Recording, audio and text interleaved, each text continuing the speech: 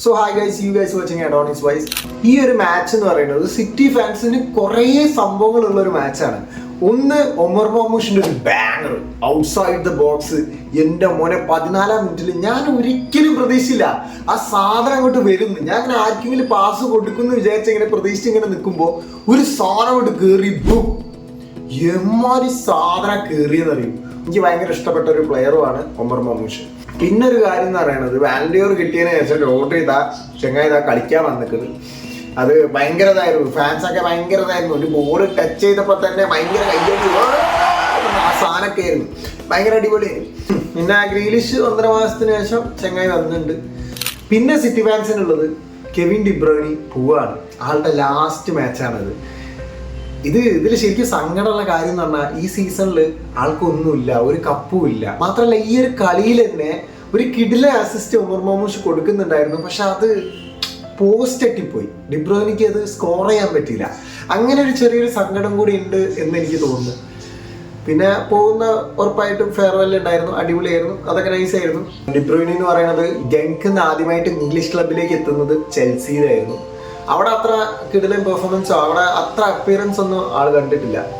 പിന്നെ അത് കഴിഞ്ഞിട്ട് ലോണിൽ വേർഡറിൽ പോവാണ്. പിന്നെ വേർഡർ വഴിയാണ് ആദ്യമായിട്ട് ബുണ്ടസ്ലീഗയിൽ എത്തുന്നത്. അത് ലോൺ വഴിയാണ്. അവിടെ അത്യാവശ്യം കുഴപ്പമില്ലാത്ത പെർഫോമൻസ് തന്നെയായിരുന്നു കാഴ്ചവെച്ചത്. പിന്നെ അത് കഴിഞ്ഞിട്ട് ചെൽസിന്ന് വോൾസ്ബർഗിലേക്ക് പോവാണ്. വോൾസ്ബർഗിൽ അന്യായ പെർഫോമൻസ് ആയിരുന്നു. മാത്രമല്ല ബുണ്ടസ്ലീഗയിൽ ആള് വന്ന ടൈമിൽ 2ാമത്തെ പൊസിഷനിലായിരുന്നു വോൾസ്ബർഗ് കിടക്കുന്നത്. അതൊരു അന്യായ സംഭവമായിരുന്നു.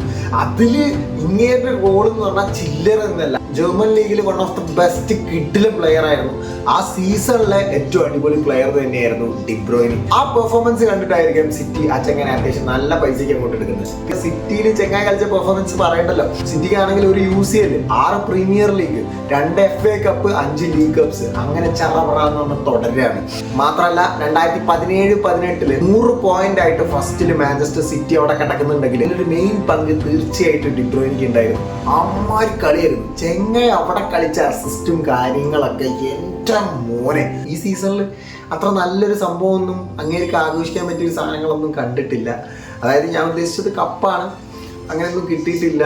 സിറ്റി ഒന്നും നേടാൻ പറ്റാതെയായിപ്പോയി. സിറ്റി കുറച്ച് കാലത്തിന് ശേഷം വേഴ്സ്റ്റായിട്ട് വന്നുപോയി. അങ്ങനെ ഒരു രീതിയിലായിപ്പോയി. കുഴപ്പമില്ല, എന്നാലും പൊസിഷനിൽ ഇപ്പോൾ കിടക്കുന്നത് 3rd ക്വാളിഫൈ ചെയ്യാം. എന്നാലും ഒരു ടൈറ്റാണ്. ക്വാളിഫൈ ചെയ്യാൻ പറ്റുമോ എന്നുള്ളത് ഒരു ടൈറ്റാണ്. അമ്മാരി ടൈറ്റിലാണ് ഇവർ നിൽക്കുന്നത്. ഇവർ ആര് ജയിക്കും? മാത്രമല്ല ഈ കളി തീർച്ചയായിട്ടും ജയിക്കേണ്ട കളിയായിരുന്നു. എന്നാലേ ഉള്ളൂ 3rd നിൽക്കാൻ പറ്റുള്ളൂ. അല്ലെ കുറച്ച് അത്യാവശ്യം നല്ല താഴേക്ക് പോയിക്കൊണ്ടിരിക്കും. പിന്നെ ഞാൻ അടുത്ത പെർഫോമൻസ് എങ്ങനെയായിരിക്കും എന്തായിരിക്കും നോക്കിയിട്ടായിരിക്കാം സിറ്റീൻ്റെ വിലയിരുത്തേണ്ടത്. പ്രീമിയർ ലീഗിൽ സത്യം പറഞ്ഞാൽ ആ മേളിലോ അതിൻ്റെ തൊട്ട് താഴെ ഉള്ളവനല്ല, അതിൻ്റെ താഴെ ഉള്ളവർക്കാണ് നല്ല പണി വരുന്നത്. അവിടെ നല്ലൊരു മത്സരമാണ് വരുന്നത്. ആരൊക്കെ ക്വാളിഫൈ ചെയ്യുന്നുള്ളത് നമുക്കിപ്പോൾ കറക്റ്റ് പറയാൻ പറ്റില്ല. ഭയങ്കര ടൈറ്റ് സാധനമാണ്.